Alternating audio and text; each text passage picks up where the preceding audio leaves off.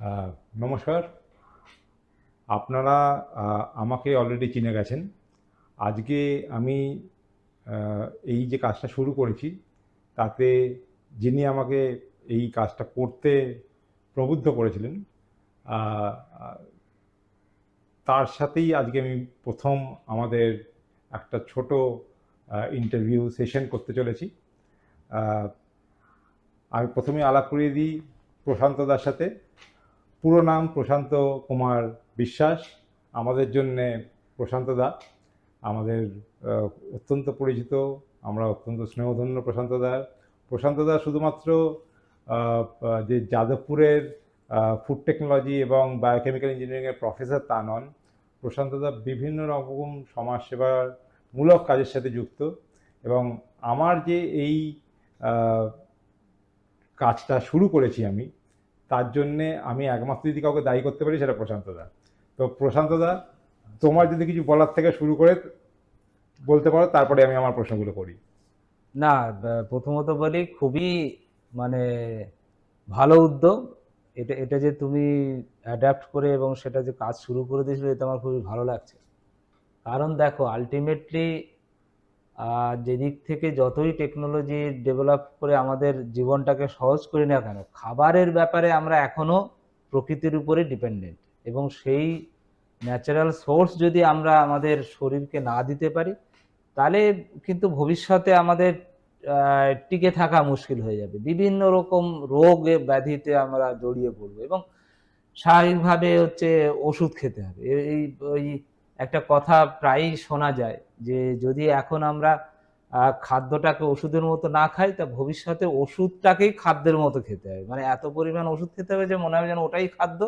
আর যেটা আমরা নর্মাল খাদ্য, সেটা হচ্ছে ওষুধের মধ্যে একটু আধটু খেয়ে না খেয়ে কাটাতে হবে। কারণ এখন সবাইরই মোটামুটি বাড়িতে একটা কমন রোগ হচ্ছে ডায়াবেটিক, তারপরে হার্টের প্রবলেম, এবং তার সাথে সাথে সব থেকে খারাপ জিনিস যেটা আমি মানে কমন রোগ বলবো না, ওটা একটা কমন ভয় বলবো, যে প্রত্যেকের প্রায়ই প্রত্যেকের বাড়িতে না হলেও আগে তো এক একটা এরিয়াতে শোনা যেত, এখন মোটামুটি প্রত্যেকটা গলিতে, ইভেন প্রায় প্রত্যেকটা লোকের বাড়িতেই ক্যান্সারের রোগী পাওয়া ক্যান্সারের রোগী দেখা যায়। এবং তারা যে কি মানসিক যন্ত্রণায় ভোগেন সেটা অ্যাটলিস্ট আমরা মানে এমনি বুঝতেই পারি তাদের সঙ্গে কথা বললেই।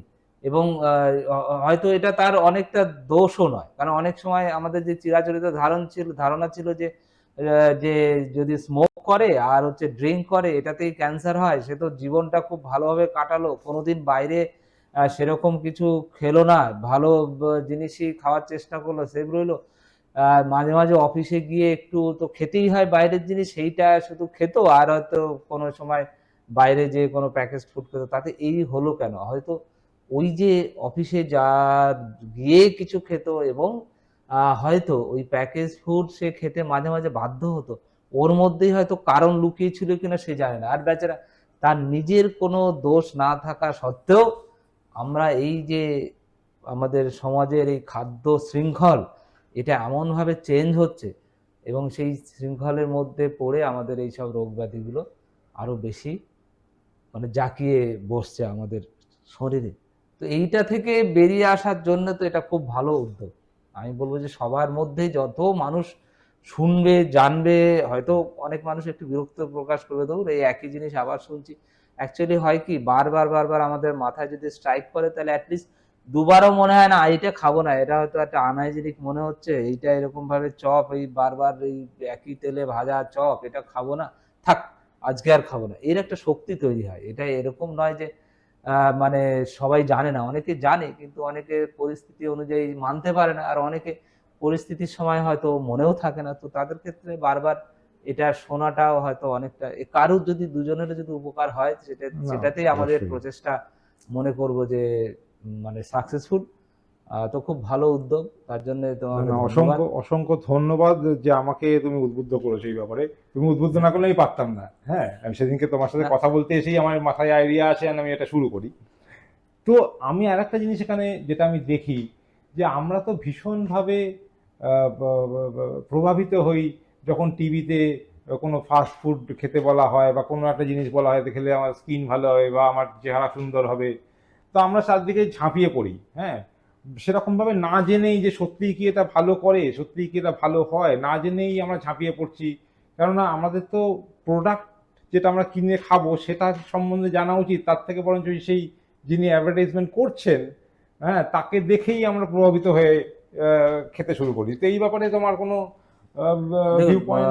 দেখো, প্রথম কথা হচ্ছে যে আমাদের তো জানার কথা নয়।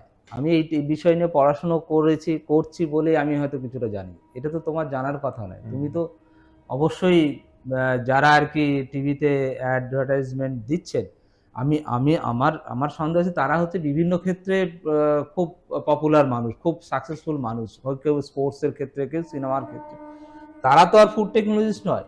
অতএব ঠিক আছে, সেই ফেসটাকে ইউজ করে কোম্পানি তাদের দিয়ে বলাচ্ছে। আমার মনে হয় খুব কম, হয়তো হতে পারে দু একজন হয়তো ভালো প্রোডাক্ট ছাড়া তারা অ্যাড দেন না, কিন্তু আমার তো মনে হয় খুব কমই আছে যারা এইসব জেনে শুনে যে এই প্রোডাক্ট সত্যি ভালো কি না ভালো তার জন্য অ্যাড দেয়। অতএব অ্যাডটা দেখে আমার মনে হয় খুব একটা উদ্বুদ্ধ হয়ে কোনো জিনিস খাওয়ার কোনো মানে হয় না। আমার মনে হয় সব আমাদের তো অ্যাকচুয়ালি সময়টা কম, এটা ঠিক যে আমরা বিভিন্নভাবে ব্যস্ত। স্কুলে বাচ্চাকে স্কুলে দেওয়া, সব বাবা মাই তারাই চাকরি করতে বাধ্য হয়, কারণ তাদের একটু ভালোভাবে থাকতে গেলে সেটা করতেই হয়, কারণ কি করবে, তাদের কাজে বেরিয়ে যেতে হয়। অতএব বাড়িতে রান্না বান্নারও এটা কমে যাচ্ছে, এখন চলটা কমে যাচ্ছে, রেস্টুরেন্টে খাওয়ার এটা বৃদ্ধি পাচ্ছে স্বাভাবিকভাবে, এটা আমাদের সোসাইটি নিয়ে যাচ্ছে। সেখানে এই এই যে আমরা বাধ্য বাইরের খাবার খেতে, সেই তখনই তারা অ্যাড দিয়ে দিয়ে আমাদেরকে ওই অপশনগুলো ফেলে দিচ্ছে। কিন্তু আমাদের তো এটাও আছে, মাঝে মাঝে আমরা তো সবসময় এই বিভিন্ন আমাদের নেট টেট এইসব গুগল টুগল সব দেখে আমরা করি। অনেক সময় আমার মনে হয় যে কিছু কিছু রিপোর্ট ওখানে পাওয়া যাবে যেগুলো অনেস্ট রিপোর্ট, এটা আপনারা দেখলেই বুঝতে পারবেন। তো সেইগুলো একটু দেখে ডিসিশন নেওয়াই ভালো। আমার আমার তো মনে হয় খাবার দাবার না অনেকটা আমাদের হচ্ছে কি বলবো রিজিওনাল। আমি তুমি যদি সেই এস্কিমোদের ওখানে চলে যাও, তারা শুধু মাংস আর তেল খায়।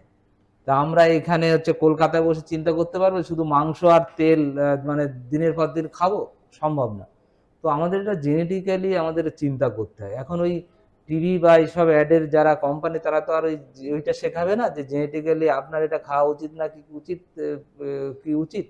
তো এই জন্যেই মানে খাবারের ব্যাপারটা যতটা বেসিক রাখা যায়, মানে আমাদের শরীরটা বাইরে যত ভালো গাড়ি, ভালো টিভি, যাই যা করুন না কেন, খাবারের ব্যাপারটা ভালো খাবার খান, কিন্তু খাবারটা যেন হোল ফুড হয়, বেসিক হয়।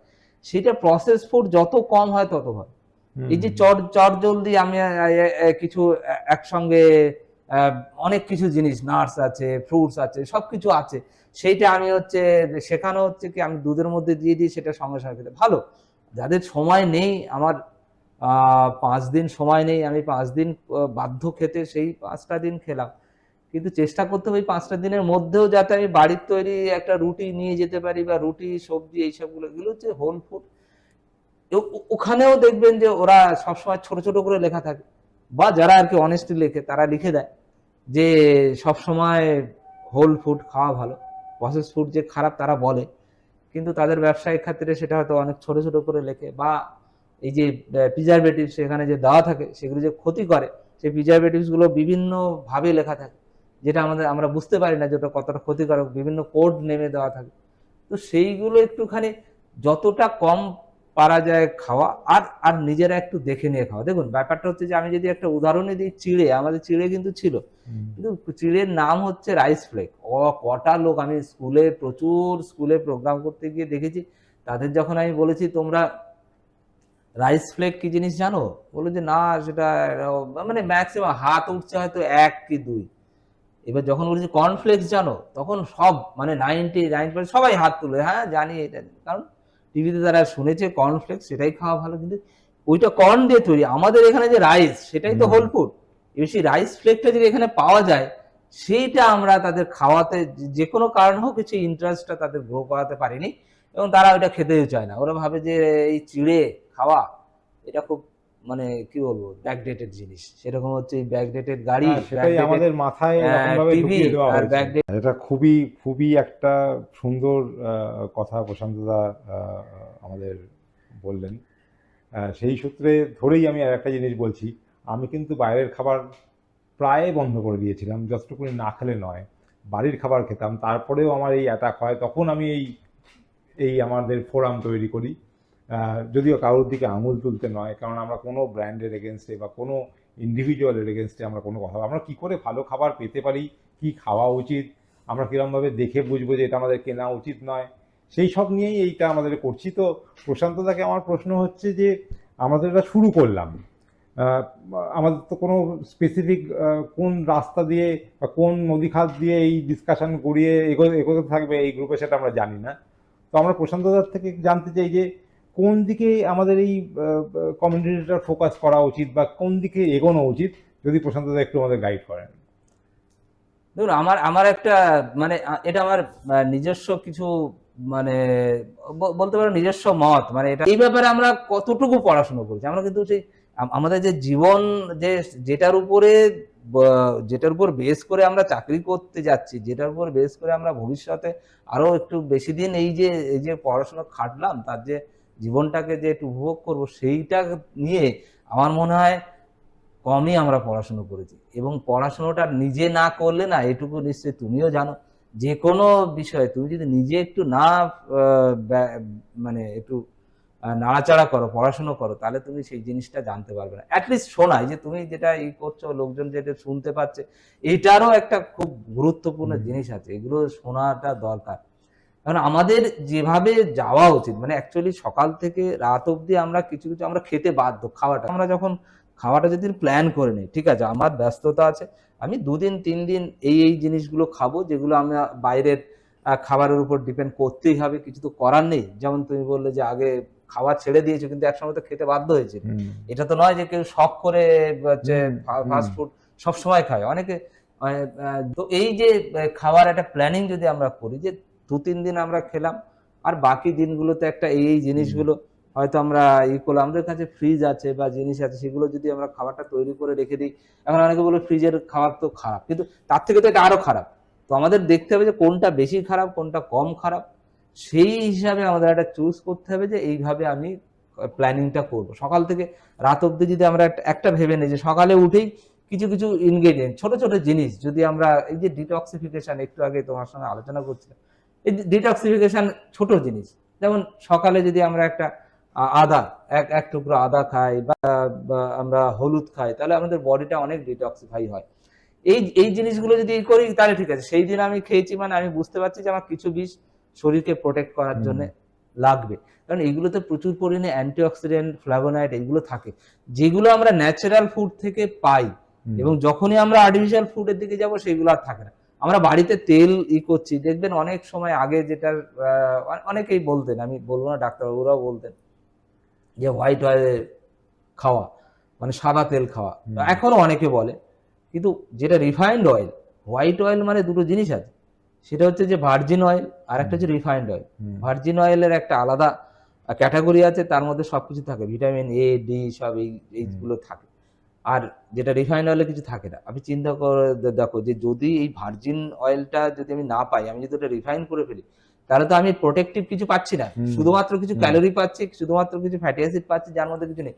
শরীরকে যে আদার দেন আমার যে খিদে বা আমার যে এনার্জি কাজ করার আগেও, বাদ বাকি আরো কিছু অর্গান আছে তো, যার কিছু রিকোয়ারমেন্ট আছে, সেইগুলো তো আমি পাচ্ছি না। সেগুলো আমরা ভাবছি কি যে আমার ত্বকের ঔজ্জ্বল্য দরকার, বেশ কিছু ক্রিম মেখে নিলাম, বাইরে থেকে যেটা করার, ভিতর থেকে তো আমরা সেই জেল্লাটা আর খুঁজে পাচ্ছি না। কারণ কি, আমরা ভিতর থেকে কোনো কিছু ইনগ্রেডিয়েন্ট দিচ্ছি না যেগুলো আমাদের প্রোটেক্ট করতে পারে। তো ওই যে মানে ইনগ্রেডিয়েন্ট যেগুলো অ্যান্টিঅক্সিডেন্ট বাইরে থেকে পাচ্ছি না ফাস্ট ফুডে, এমন কিছু কিছু জিনিস খেয়ে নেওয়া যেগুলো আমাদের ওই রিকোয়ারমেন্টটা ফুলফিল করবে। তো এটা হচ্ছে, আমি বলবো প্রথম সব মানুষের এইটা আগে পড়াশোনা করা উচিত, যে সকালবেলা তার স্বাস্থ্যে মানে অন্যান্য যদি প্রবলেম না থাকে, অবশ্যই ডাক্তারদের সঙ্গে করে যে আমি কাঁচা হলুদ খেতে পারি কি, তার যদি কোনো প্রবলেম থাকতে ডাক্তারবাবু বলে দেবে না আপনি কাঁচা হলুদ খেলে অমুক প্রবলেমটা আবার হবে, বা আমি কাঁচা রসুন খেতে পারি কি, এইটা একবার খোঁজ নিয়ে, সাধারণত এইসব জিনিস সবাই খেতে পারে, কারণ আমরা রান্নাতেই খাচ্ছি। খুব বেশি প্রবলেম হওয়ার কথা নেই, কিন্তু তাও যদি কারোর স্পেসিফিক প্রবলেম থাকে এটা সলিউশন করে সেটা আমার মনে হয় ডাক্তারবাবুর কিছু সাথে ওই পরামর্শ করে খাওয়া পরামর্শ হবে। করে নিয়ে কিছু কিছু জিনিস আমি খেতে শুরু করলাম, তাহলে আমি হুম। একটা জিনিস আমার বডিকে প্রোটেক্ট অ্যাটলিস্ট করতে শুরু কিছুটা হলো, করলাম। হ্যাঁ। তারপরে তো আমি আরো পড়াশোনা করব, আরো জানবো যে এই জিনিসের বদলে এইটা জিনিসটা সাবস্টিটিউট খেলে ভালো হয়। হুম। এই জিনিসগুলো আমি বলবো কিছু টাইম, আমরা তো এখন বিজি, এটা জানি যে আমাদের ডিস্ট্রাকশন মানে এই ফেসবুক থেকে শুরু করে যত যা আছে, যদি যে দিনের ম্যাক্সিমাম সময়টা কেটে যায় ওই দিকে, তো ওই দিকে যদি এই ধরনের জিনিসপত্র ইনফরমেশন নিয়ে আমরা একটা ফ্রেমওয়ার্ক তৈরি করতে পারি, আমার মনে হয় অনেকটা সুস্থ মানুষ থাকতে শুরু করবে। প্রশান্ত, তুমি বলছো যে একটা ফ্রেমওয়ার্ক তৈরি করা বা কিছু, আমাদের তো এই যারা এখানকার এই আস্তে আস্তে মেম্বারশিপটা তৈরি করছি, আমরা একটা গ্রুপ তৈরি করছি, তো তাদেরকে তাদের জন্য মানে এটাকে স্প্রেড করার জন্য তুমি কি আমাদের কিরকম হেল্প করতে পারো? এটা একদম, সবার প্রশ্ন। তোমাদের যখনই যা দরকার হবে, যদি কেউ কারোর স্পেসিফিক কোনো প্রশ্ন হুম। থাকে, ধরো আমি আমি আমি বলছি যে আমার কাছে আগে যে যত আমি মানে বিভিন্ন জায়গায় প্রোগ্রাম টোগ্রাম যা কিছু করি বা যে কোনো জায়গায় স্কুল টুলে যে বেসিক কিছু তাদের প্রশ্ন থাকে, হুম। যেমন একটা একটা প্রশ্ন মানে কত আহ, বুদ্ধিদীপ্ত কোশ্চেন একটা বাচ্চা, মানে আমি একটা একটা খুব নামি স্কুল, ইংলিশ মিডিয়াম স্কুলে, সেখানে গিয়ে এই ফুডের ব্যাপারে বলেছিলাম যে আমাদের যে বার্গার বা ব্রেড এইগুলো ঠিক খাওয়া উচিত না। সে সঙ্গে সঙ্গে আমাকে কোশ্চেন করলো যে ওয়েস্টার্ন কান্ট্রির সবাই তো এটা খায়, হুম। তাদের তো বেসিক ফুডই এইটা, তাহলে আপনি বলছেন কেন যেটা খাওয়া ঠিক না? হুম। তো আমি তখন বললাম যে এটা এটা কিন্তু পার্টিনেন্ট কোশ্চেন, হুম। হুম। আপনার তোমার মনেও আসবে এবং সবার মনে, হ্যাঁ, দর্শক হ্যাঁ। সবার মধ্যে আসতে পারে। আমাদের জানতে হবে যে আমাদের ওয়েদারটা কি, হুম। ওখানে যে ব্রেডটা তৈরি করছে, যেটা একদিন বা দুদিন রাখার জন্য তাদের কোনো প্রিজারভেটিভ দিতে হয় না। হুম। আমাদের এই ওয়েদারে এই যে হিউমিড অ্যান্ড হট ওয়েদার, এরকম কোল্ড ওয়েদার না, এখানে ব্রেডকে রাখতে গেলে প্রসেস করে প্রিজারভেটিভ একদিন হবে। প্যাক করে রাখতে গেলেই তাকে অনেক কিছু দিতে হয়, হুম। অনেক কিছু প্রসেসিং এ চেঞ্জ করতে হয়, যেটা ওখানে দরকার নেই। হুম। অর্থাৎ ওখানে সেফ মানে আমাদের এখানে সেফ মানে তা এটা নয়। ঠিক নয়। আমাদের এখানে একটা ক্যাটাগরি অফ ফুড আছে অবশ্যই ব্রেডের মধ্যে, যেটা সবসময় চট জলদি খাওয়া যায়, হুম। সেটা হচ্ছে মুড়ি, হুম। মোয়া, চিড়ে, দই, এই জিনিসগুলো যেগুলো আমাদের এখানে পাওয়া যেত, সেই জিনিসটা আমরা এখন হয়তো হয়তো বা এই যে ছাতু, হুম। এই জিনিসগুলো কিন্তু সেরকম ভাবে কোনো প্রসেস নয়, এটা কিন্তু এখানে ন্যাচারালি ভালো থাকে। আর এগুলো আমরা সেই বছরের পর বছর মানে আমাদের জেনারেশন একদম আফটার জেনারেশন জেনারেশন খেয়ে এসছি, খেয়ে এসেছি। এবং আমাদের এইটার মধ্যে জেনেটিক্যালি রেডি। এই যে খাওয়ার মধ্যে যদি আমি ভাবি যে এলিট খাদ্য আর হচ্ছে এইটা একদম সেই ব্যাকওয়ার্ড খাদ্য, হুম। এই জিনিসটা যতদিন না আমরা ভুলছি, এটা যদি ভুলতে পারি, যে কোনো বাচ্চাকে যদি ভোলানো যায়, তাহলে হ্যাঁ শখ করবে না কেন, শখ করে আমিও খাই, আমিও রেস্টুরেন্টে খাই না, এটা মিথ্যা কথা বলা হবে, আমি খাই, কিন্তু আমি রেস্টুরেন্টে একবার খেলে আমি 5 দিন অ্যাটলিস্ট চেষ্টা করি যে ভালো খাবার খেয়ে এটাকে কম্পেনসেট করা। আমিও নতুন ধরনের প্রোডাক্ট বিভিন্ন বেরিয়ে গেছে, যেগুলো protein, high protein, high nutrition, সব নিউট্রিশন মিক্স পাওয়া যায়, হুম। সেইগুলো সেইগুলো আমি বলবো তাও দরকার মতো মাঝে মাঝে যদি দরকার হয় তা খান।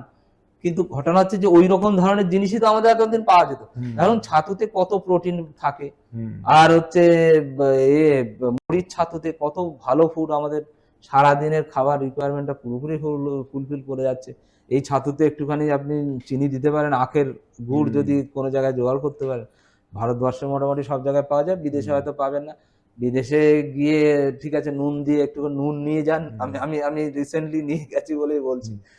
তো যাই হোক, ওই আমার মনে হতো যে সব 3 বেলায় ওই বার্গার টার্গার এইসব খাওয়ার থেকে মাঝে মাঝে এরকম খাওয়া ভালো, তাতে অনেকটা ফিট থাকা যায়। তো যাই হোক, সেইটা এইটা করলে দেখবেন এই যে বেড়ানোর আনন্দটাও বেড়ে যায়। হুম। কারণ সবসময় যদি খাবার চিন্তা থাকে, পেটে এই অ্যাসিডিটি, এই তেলের এই এই চোয়া ঢেকুর এইসব হলে আরো যদি ওষুধ খেতে হয়, তাতে কি বেড়ানোর আনন্দ আর থাকে? না, না, অর্থাৎ সে তো বেড়ানোর আনন্দে বেসিক শরীরটাকে যদি ঠিক রাখতে হয়, তাহলে কিন্তু এইসব খেতে হবে। তো কিছু কিছু প্ল্যানিং সবসময় আমাদের একটু করা উচিত, দরকার। হ্যাঁ, নট ফর অল টাইম, এক বেলা হ্যাঁ, দুবেলা মানে যতটা দরকার। করা যায়, কেননা আলটিমেটলি আমরা শরীরকে যেটা দেব সেটা নিয়েই আমরা বাঁচবো। মানে শরীরকে এমন কিছু দিয়ে আমাদের লাইফ টাইমটাকে কমিয়ে দেওয়ার তো মানে হয় না। হ্যাঁ, তার সাথে আমি আনন্দটাও করতে হবে। আমি আমি দেখি যে আমাদের এইখানে না যেসব জিনিসগুলো পাওয়া যেত আগে, যেসব কালচার গুলো ছিল, যে মুড়ির মোয়া, দেখো সেই সুগার, হুম। সেই কার্বোহাইড্রেট, সেই গম টম দিয়ে সেই বিস্কিটই তৈরি করছে। হুম।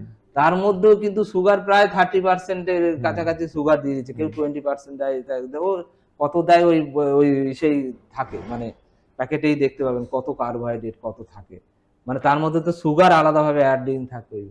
তো সেই সেই তো একই জিনিস আমরা একসময় খেতাম, ফর্মটা চেঞ্জ হয়ে গেছে, টেস্ট চেঞ্জ হয়ে গেছে, মানুষকে অ্যাডের পিছনে দৌড়ে, প্যাকেজিং ভালো হয়েছে সেইটার পিছনে মানুষ দৌড়াচ্ছে চট জলদি। এখন সকালে কেউ মুড়ি খাই না, কে লাস্ট কতজনকে মুড়ি খেয়েছে জিজ্ঞেস করে দেখুন তো, যারা যারা শুনছেন তাদের নিজেদের কোশ্চেন করে তো আপনার কথা, মুড়ি লাস্ট কবে খেয়েছেন?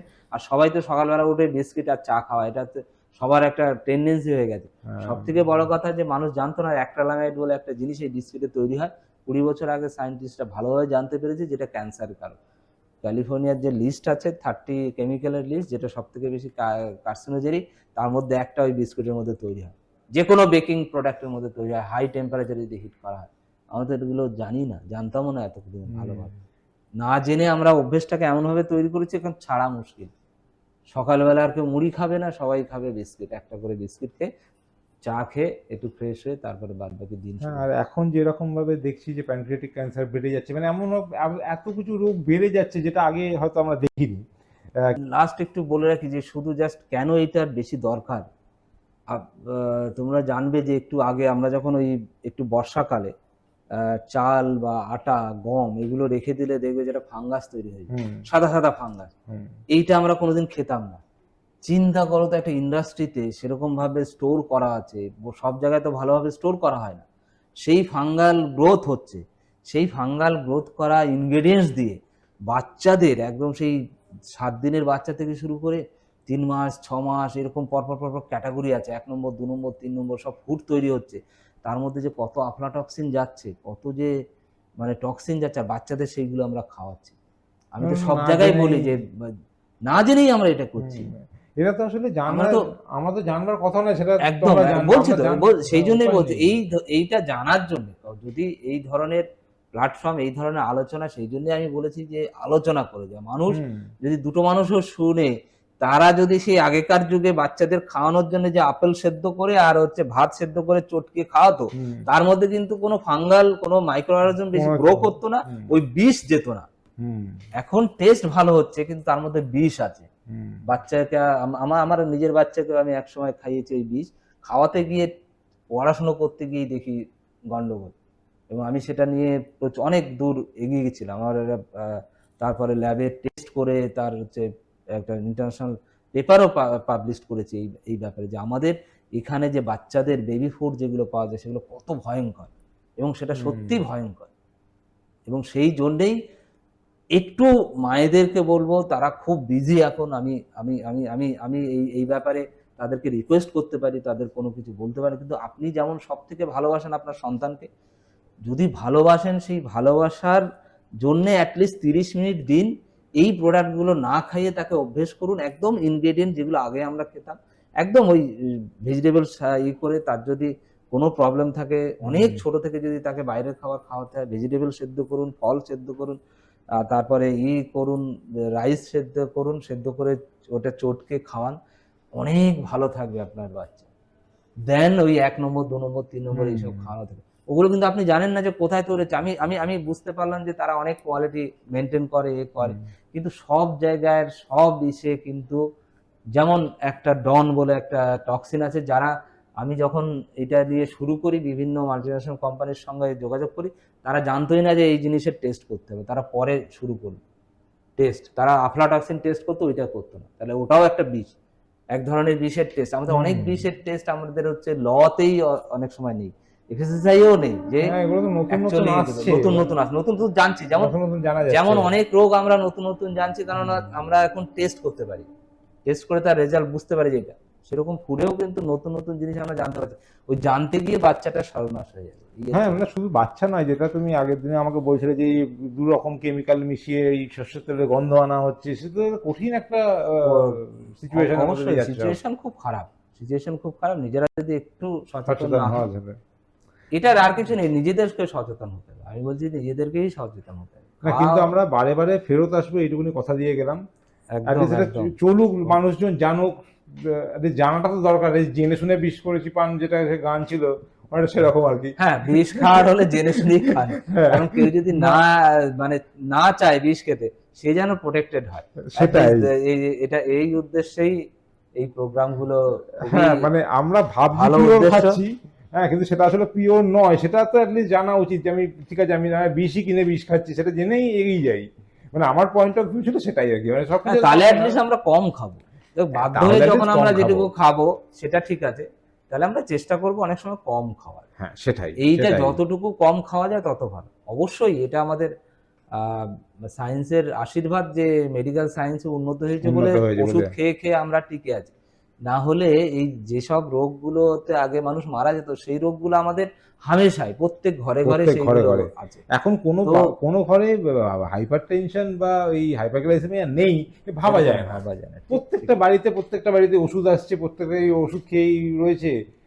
এই আমার অদ্ভুত ইকোসিস্টেম তৈরি হয়েছে এটা। হ্যাঁ, সেটা একদম। দরকার, মেডিকেল সায়েন্স প্রচুর উন্নতি করেছে, কিন্তু এইগুলো আসার পিছনের রিজনটা হচ্ছে একদম অন্য। কষ্টটা তো হয়। হুম, মেডিকেল সায়েন্সের হেল্প নেওয়াটা তো শারীরিক কোনো দিকে তো কষ্ট হয়ই মানুষের। হুম, সুস্থ থাকাতে এটা তো এক এক ধরনের অসুস্থতা। হুম, প্রত্যেকদিন একটা জিনিস খেতে হবে, ওষুধ খেতে হবে, সেটা তো হুম, অসুস্থতা।